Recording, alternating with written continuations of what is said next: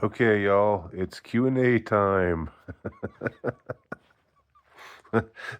what we've all been waiting for, including me. So, um, I'm going to respond to questions. I got some of y'all responded on the original video in the comment section. Some of y'all responded on my YouTube is my whore, my alternate channel comment section, and then some of y'all wrote me email, and I'm going to start with the email. We're going to start with what's on my main channel. So I'll get to your question eventually if I don't get to it immediately. Paul Wright, as usual, asks his blizzard of questions, and some of them I don't have anything to say about. He asks if I like Bertie Higgins' Key Largo music video and song. I don't know it, haven't seen it, haven't heard it. He asked, do you like Landman starring Billy Bob Thornton? I've heard some things about it, and it's like the Sheridan guy directed it, who's done some semi-based. I guess that's his thing to do semi-based sort of. He did Hell and High Water, and a couple other things. So maybe I'll see it eventually. I don't know. If it's a show, it's a continuing show. I don't really like to get into shows. Um, I don't know why I put that in quotes. I mean, they are shows, but there's something about come back next week for to see where we take the story next. So there's something kind of contrived about it, or it's like they just unless it's all planned out, and it unfolds in front of you like a story that was that's always been formulated this way, then there's something to me about the episodic nature, or just having a show just keep going and going and going. That's like, oh well, we're back for another season. What should we do with these characters now? So anyway, that's a thing, and also it's also a big time suckage, uh, or time. It means investing time, which anyway, but maybe it's worth it. Some shows are, or in my judgment, are. I haven't heard the Bad Animals album by heart, unless maybe I know some songs off of it, but I don't know where the songs that I know by heart, by capital H Heart, by the band Heart. Um, Maybe they're on the Bad Animals album. I don't know. Now, the first one I can have something to say about is the question: would the wholesome people on Leave It to Beaver be appalled at the atrocious devolution of our modern age society? Um, yeah, I mean, maybe they would be, or maybe they would just respond to it. Uh, the way I like to think about characters like that, or a situation like that, and this is kind of how they. I can't believe I'm going to cite the example of the Brady Bunch movies that were made in the '90s. Um, but what I remember about those movies were that they had these characters be self-contained and still be themselves, and the outside world didn't ruffle them didn't didn't change them. They didn't have to react. They didn't react to it at all. It was like it just went on, but they remained who they were. Um, and I think in their way, the Brady Bunch is supposed to be a representation of innocence, even though that was like the late '60s and early '70s, which was a less just thought of as a less innocent time. I don't know if any time is really innocent, um, but there was a time when propriety and virtue and uh, morality were more were more held up as standards, even if that often meant hypocritically. And I do support that. I do support them being upheld as standards. So the way I like to think of if Leave It to Beaver were to be set in in a modern context, would be that these characters just wouldn't. They would see all this stuff happening on the outside world that didn't fit in with them, but they would just somehow react to it in a way that didn't suggest that they were being affected by it. They just they were oblivious to it in one way or another for whatever reason. That's the way I would like to think that the Leave It to Beaver characters would respond to 2024 society, rather than that they'd be appalled, or that they would maybe change, that they would let it change them, and they'd become woke or become anti-woke, or and so forth, meaning that it would have an effect on them. So I'm reading these out of order. Paul Wright also asked, "Do you like Leave It to Beaver?" I do. Wally Cleaver is my hero. Do you mean Ward Cleaver, or do you mean Wally? Do you mean the older brother, Wally Cleaver? It seems like Ward, the dad, is more of a more of a hero type than Wally would be. Wally is just sort of like, I don't know. He's like I mean, he's like,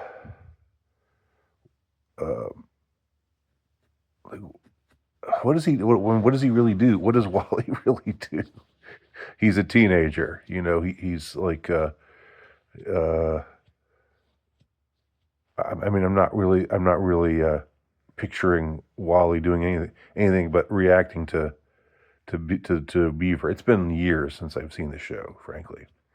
But oh, come on, Beav. Geez, Beav, or something like that. That's what I'm picturing Wally doing. But Ward, having sit-down conversations with you and saying, well, he seems like more like a more like a heroic type of figure, like he's the man. But I don't know. Maybe you have your own reasons for viewing Wally Cleaver as heroic.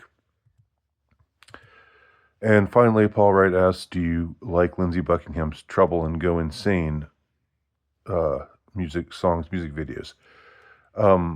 I do like them as songs. I don't remember the videos as well as I do the songs, but I particularly like Go Insane. I think that's a cool song. Two kinds of trouble in this world: living, dying. Living and dying are the two kinds of trouble in this world. I love that.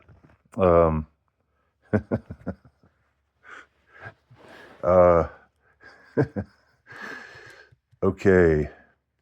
Now the Rav9 said, he writes, this isn't a question, but it's a compliment, and I always, I'm eager to hear praise of myself. And so I'm going to just bask in this for a second, and I'll let y'all bask in this too. In the Rav9's praise of your humble interlocutor. That would be me. He writes, "I've been reading your articles and books all day. Just want to say I have been looking for someone who writes what you write about the way you write for so long, and I hadn't found it until now. The way you comprehend and express male alienation is like balm for my soul. The Catholic Stoic angle is perfection.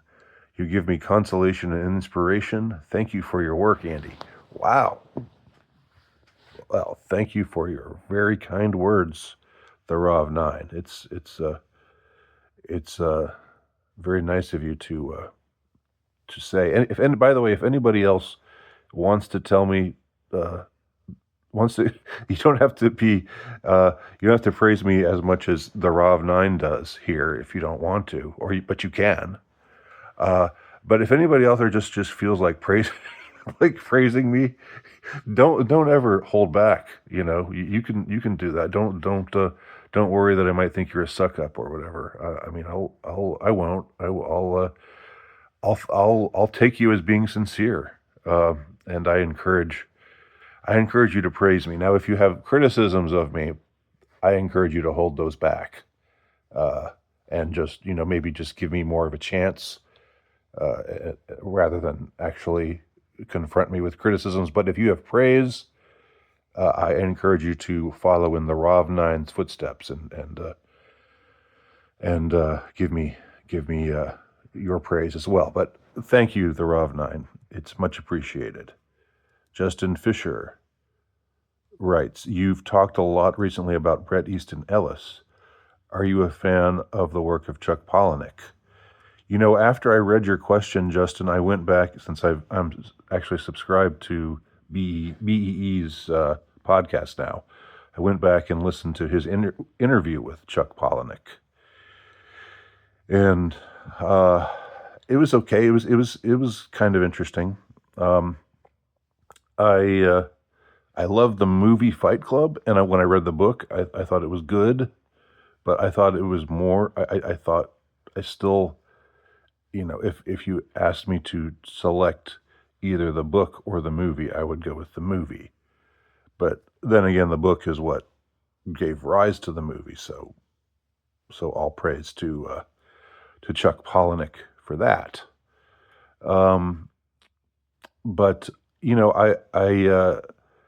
I think that, uh, while I like what I've read of Chuck Palahniuk's fiction, I think what I would say about him is that I think he can be maybe gimmicky, uh, uh, as a writer, and that it's like just, uh, I'm not always as sure that there's substance there. Whereas with Bret Easton Ellis, he revels in gimmicks, or what could be called gimmicks as well. You know, they're both postmodern authors, but I think with uh, with uh, with Ellis, there's more. I think from what I've read of his fiction, I've read nearly all of Ellis's fiction. I haven't read as much of Palahniuk's work to be perfectly fair. But I get that. I mean, what I would say is that with Ellis, that even with the postmodern, what could be called postmodern uh, features, um, there's really something. There's a there that he's addressing, uh, as a writer. That's that's as substantial as something you'd find in literature, you know, in years past. And I'm not as sure that Chuck Palahniuk is going to be, that his work will stand the test of time the same way that Ellis's, I think, will. Even though all of his references to popular culture and things that will fade, or that even has faded. Like, from if you read Less Than Zero, some of the references there sound like 80s nostalgia, or like pop culture nostalgia. At the time they were written, they were contemporaneous, but I think the book, uh, Less Than Zero, stands the test of time. I'm not as sure that Palahniuk's work will stand the test of time. That's my honest belief, but I'm just saying that because you asked. I'm not. Uh, I don't. I'm not like stepping out of my. You know. I'm not boldly putting this forth. As I'm not being like brashly opinionated here. I'm answering your question, which was a good question. Uh, and Justin also asked, "Who is your favorite Catholic commentator other than Trent Horn?" And this is a joke many people aren't going to get, but I don't like Trent Horn. Um, So, so that was a joke there. Uh, you know, like if you ask about people like Catholic apologists who are around today, um, I don't find all of them as irritating as I find Trent Horn. But I can't think of any that it's like the ones that stand out to me stand out for being irritating in some way.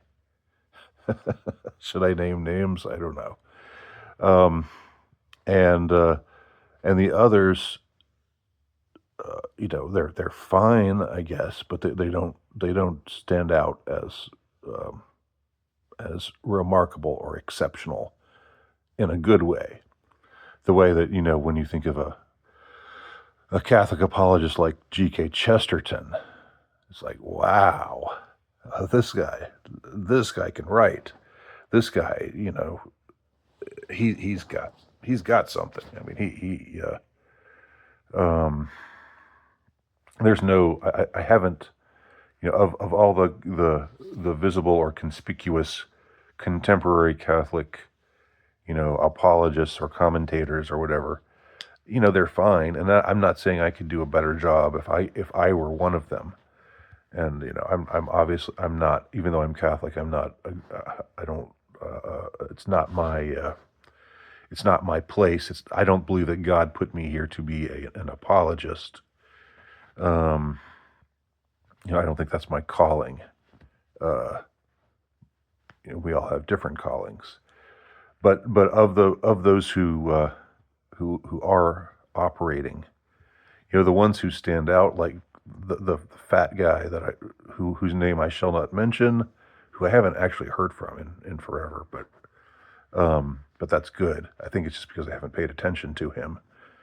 Um, and then you think of the Taylor Marshall, Timothy Gordon types who are trying to be extra super duper based, uh, and I'm not their shtick gets a little tiresome.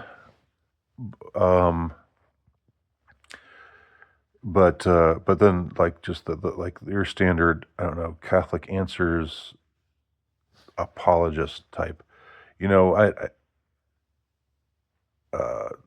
again, I'm not like I'm not meaning to sling any to throw any shade, um, but none of them really stand out to me. I think you know the ones who stand out to me are not around anymore, have gone to their reward. So that's how I would answer that question. And finally, Justin also asked, will there ever be a Boiler Room podcast reunion? Probably not. But I mean, I don't think you're answering that. You're asking that question seriously. It would be funny. Well, maybe it'd be funny. I wasn't really. I never really was that invested in Boiler Room, and I don't think they were ever that invested in me. So it wasn't. I think some listeners really liked it, and liked having me on it. Maybe some of them did, maybe some didn't. I don't know. But I heard from a lot of people like, "Oh, we're so sorry you're not on Boiler Room anymore." And that's nice to hear, of course. And it's kind of a shame that things went down the way they did. But it's ancient history, and I don't. It's not even something like I really think about that much. So, yeah. Well, this gets back to Paul Wright's questions about Leave It to Beaver. Paul probably remembers that there was in the '80s there was a TV movie that aired, I think, on the Superstation, Channel 17, Ted Turner station, called Still the Beaver, which featured a grown-up, uh,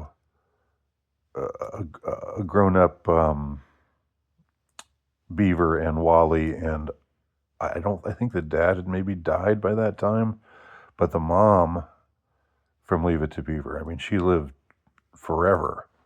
Remember, she's famously the one on Airplane who could speak jive. Um, and I don't know, like, I,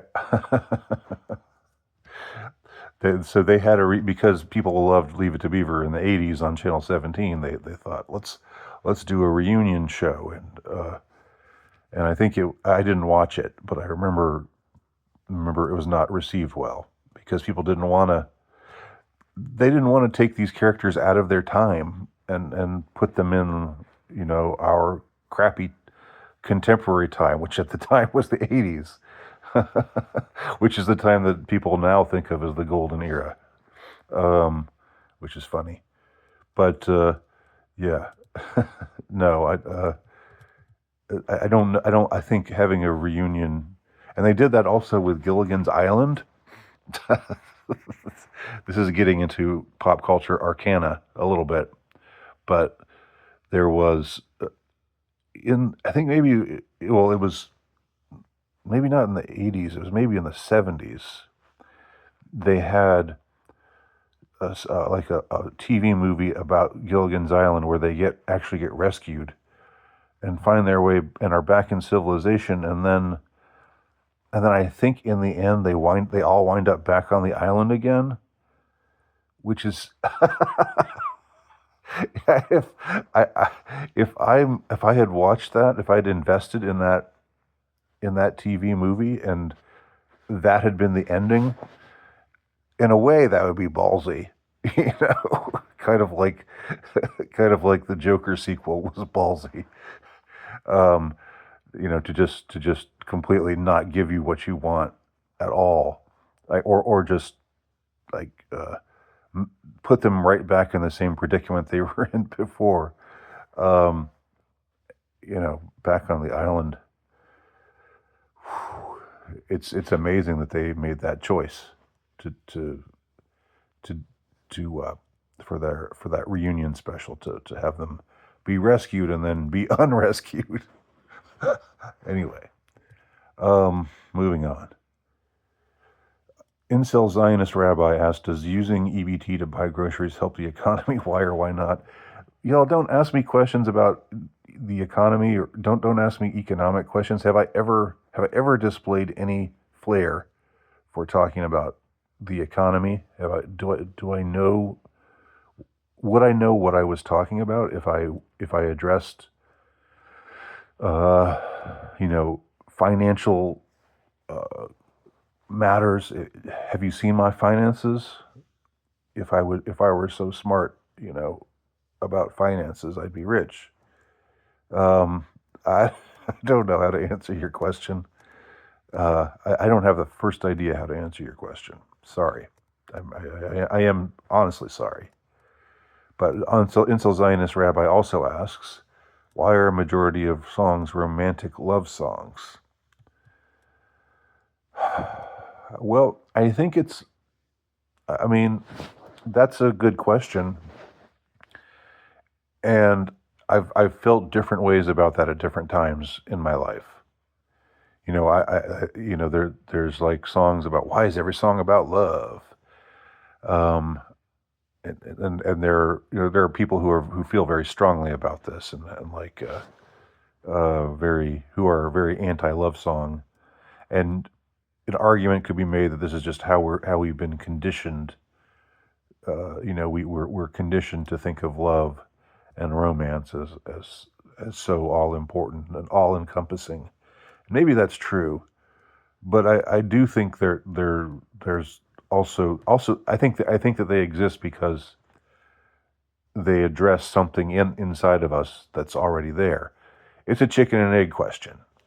In other words, you know, are we propagandized by love songs to value romantic love more than we should? Probably. But then why do romantic love songs appeal to us? Because something in us, um, you know, gravitates towards that subject. So I would not shame anyone for writing love songs or for liking love songs. Um, but I understand the point that you know songs should be about other things too. um, Dr. Moordid asks, as a cinephile, do you ever daydream about working in film? No, I don't anymore. I mean, I don't think I ever have. But and I know I've told this story before. It's not really a story, but I know I've shared this before. But during my college years, was in it was I was invited to attend a uh, film school like summer program at NYU. I think I maybe uh, filled out the application forms for it and then forgot about it. But then I got a letter back from them saying, we'd love to see you at our summer film school program, and I chose not to do it um, because it cost it cost a hefty sum of money, and maybe I would have maybe I would have been able to. Maybe my folks would have fronted the bill, but I didn't. I felt more like working that summer and making money than pursuing what seemed like an unrealistic goal. And it, I think if I loved the idea of becoming a filmmaker enough, I would have pursued it. But I think at some point I realized uh, this really isn't the thing for me, even though it's something that I enjoy and something that I like to talk about and something that I appreciate. It's not something that I would becoming a film director or trying working my way through the biz just sounded completely unappealing. Now if I was suddenly there and you dropped a ton of money on me and said, here, go direct this film, I would do it. I'd do it my way, You would have to, and you gave me artistic freedom, of course. I would do it my way, and probably would flop miserably, but I would still come up with something. But I wouldn't like putting in the work, meaning doing whatever it took to get through. I just don't think I realized I didn't have what it took. I wasn't up on technical things, and I wasn't interested in technical things. That was the biggest part of it, And it's great that people are. That you've got these guys out there who just go crazy about, what kind of film stock is that made with, and are we going to film this in 70 millimeter or 35 millimeter, or is it going to be Dolby sound or this or that or the other? But those things just never, like, I just glaze over. Just like with the economy, questions about the economy, I glaze over. So yeah, I don't daydream about working in film. No. But Incel Zionist Rabbi says, in response to that question, he says, if I were the benevolent theocratic dictator of the realm, and a wiki biopic would be an item on the agenda. Well, thanks. I agree with you there. I think it should be an item on the agenda. It might be an item on their agenda. Incel Zionist Rabbi, I don't know whether Bitcoin is a scam or not. Again, I don't know about those kinds of things. Cool Confuser writes, Pizza Hut or Domino's?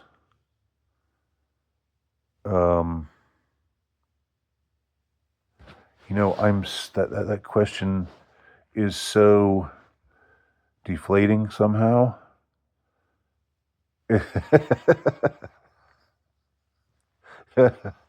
It's like a choice between two things that I have absolutely no passion about at all. Um, Pizza Hut, it seems like barely exists now, doesn't it? I mean, I remember Pizza Hut from my childhood. It was like you were really living large. You were really living it up. You're really living the good life if your mom or dad took you to Pizza Hut with your friends and y'all were hanging out in a booth in Pizza Hut sharing a pizza and then going to the jukebox and playing songs on the jukebox.